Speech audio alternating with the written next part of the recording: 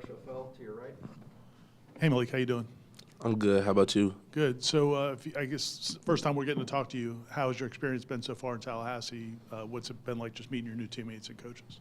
I love it so far, and I just love the tradition, and I just love how everyone on the team has just welcomed me with open arms.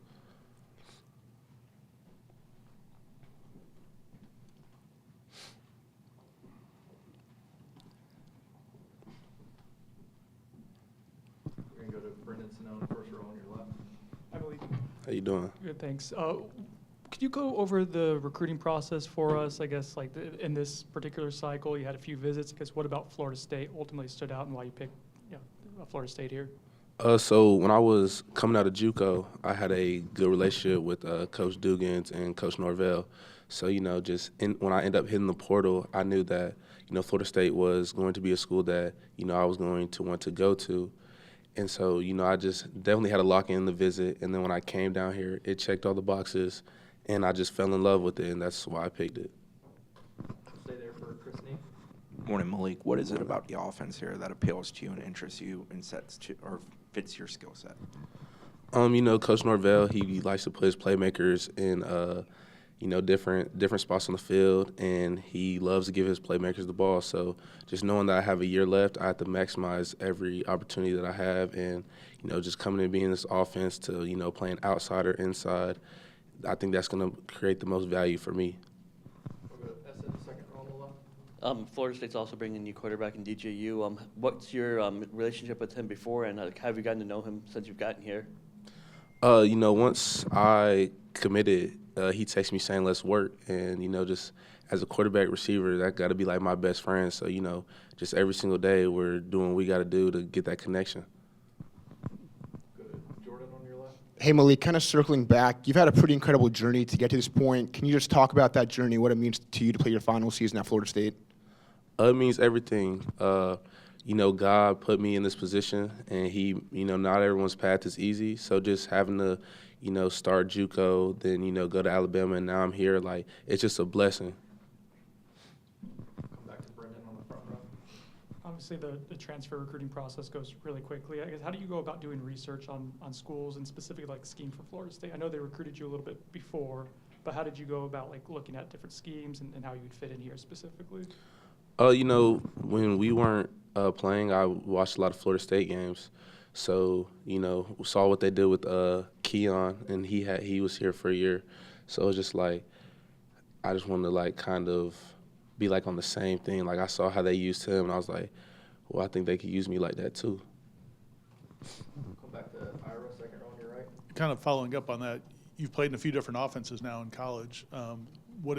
Does anything stand out so far now that you've gotten in the playbook and starting to see what Florida State does?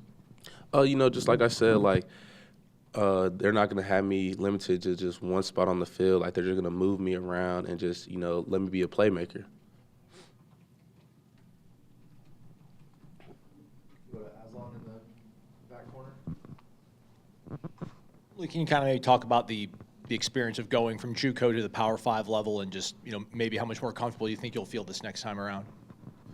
So going from JUCO to the Power 5 level, in junior college you don't have, the facilities and you don't have, like, just all the exposure. So going from being in the middle of nowhere in Kansas to, being at a Power 5 school to where there's not a lot of things you got to ask for, like they just, automatically give to you. Like, it was really just a blessing, like just being able to be a part of that. And then just my second time going through, like, I know what to do, what not to do. Like, if I need something, I know that I need to go ask, I know I have one more year left, so I really got to maximize and get everything I can about this 1 year. All right, we'll come to the Zoom for a question from Logan Robinson. Hey, Malik, how is tour duty going for you, and is there any kind of difference from your previous stop? How's that going? Definitely tour duty. It makes you like realize that it's mind over matter. When your mind and your body wants to tell you to quit, like you got to just shut that all off and you just got to keep going. So it's definitely challenging, but I see why Florida State does what they do because of this conditioning program. Come back to Ira on your right. how nice has it been to have some of your former teammates here with you? And did you guys talk at all during the process? So before I committed, there was one other player, Earl, and I just asked him like how he liked it. I told him I was gonna come up on a visit, and then I liked it. And then I know some of my other teammates, they started getting in the portal, and they just started asking me like, did I like it? And I just told them like, yeah, but you got to come see for yourself. But all of us being here, it's just like a little brotherhood that was already formed. Like we bring it here, and we can bring like what we know to this team, and it's gonna just make the team stronger. We'll go back to SM, second row on your left. Obviously, you had already been in the portal, but what was your reaction when Nick Saban retired, and what is it to be like, to be one of the last players to play for him? I definitely am just grateful for Coach Saban giving me the opportunity to be able to play for him. And, I did not actually think that he was going to retire, but, he's a great coach, and he definitely gave me some gems that I can forever use, not just in football, but in life. So I really am thankful for him because of that. Back to Brendan, front row on your left. Can you kind of explain your skill set, things that you're really confident in, that you do well, and how do you think that'll be used in this offense? First, I would say my speed. I think just off the line, I can definitely be the deep threat in this offense. And I would just say, my attacking the ball point and route running.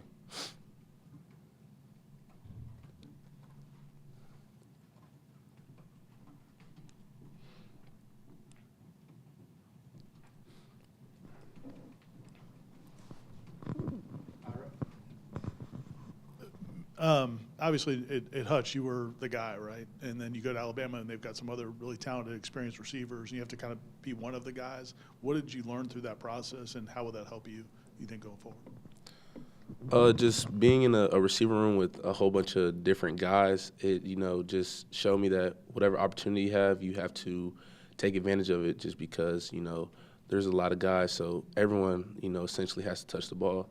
So just like when you get the ball, like what are you going to do with it? And just taught me to just be like a good teammate. Like even if it's not always going my way, I had to, encourage my brother because maybe it's his day. I was going to follow up on the question I asked before about your former Alabama guys. Could you talk about them a little bit? Like what is Florida State getting in Earl, Roydell, maybe specifically? Someone like Earl, he's a dog. He's a leader. He works very hard. And he's just like always ready to work no matter what. And then Roydell, really just the same thing. Like he's a just natural born leader, and he just wants the best for him, but not only him, his teammates. And so he's just a high energy, positive guy. And guys like that, it's good that we have him here to build on this culture and really take this thing to where it really needs to go. Go back to Jordan, third row on the left. Kind of following up on what Ira said, can you talk about your role as a leader on this team? It's going to be a lot younger. I know obviously it's your first season here, but you've kind of been around the block. Yeah, just like my role, I'm coming and I've played, college football for some years, so it's really just when guys just really need someone to talk to, or the young guys need help with the playbook. Like I feel like it's my role to help them with that, just because I've been in a couple different playbooks and I really understand it, and like some things that they can ask me, they don't want to ask the coaches. Like I'm old enough to where I feel like they should just be able to come to me with that, and I can help them out just because I've really experienced like everything. Okay, we'll come to Chris, front row. You referenced earlier that you had a pre-existing relationship with Coach Norvell, Coach Dugans. What is it about Coach Norvell that you liked about the first time around, and what was it when you were re-recruited this time that also stood out to you? Yeah, his energy just never changed. Like he's a very high energy guy, and you can never tell like if he's having a bad day. He's just always the same person. And then, when I was able to like officially meet him, it never changed from on the phone to in person, because like sometimes you don't get like the same coach once you commit somewhere. So, and it's not even just like how he treats me, just how he treats everybody, the staff, even like different players on the team. Like if he sees anyone in the building, like he doesn't hesitate to speak. He's just a very high energy guy, and I really love that. We'll come to Kurt here in the front row to your right. I know you're coming from another talented wide receiver room at Alabama, and I know you haven't seen him in practice yet. But I guess what are your impressions of the wide receiver room you're joining the guys in there? How talented they are?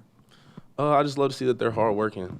You could tell, like, with me coming in, it's gonna just push everyone that extra mile, and just to see, like, we all got things to work on. So, you know, there's things that I can't do right now that I look at other receivers when we're just, you know, doing routes on air, and I'm trying to take their game, and then they're trying to take game from me. So it's definitely going to be a good year for the receivers, and I'm really excited to work with everybody in that room. We'll come back to Ira, second row on your right. You mentioned watching some Florida State games in the past. Did you see much of DJ in his games throughout his career? And if not, have you gone back and watched anything? What stands out about him? Yeah, I actually was able to watch DJ. I have a childhood friend that played receiver over there with him, so I tune in as much as I can. But, you know, the thing I like about DJ is he can make every throw, and he likes to throw that deep ball, you know, something that I like to run. So, you know, just that connection and that me and DJ, you know, are building, I really can't wait for everyone to see, because it's going to be really good. Anthony Gold, number 2 at Oregon State, receiver. Anything else from Malik? All right, thank you guys. Thanks, Malik. Thank you.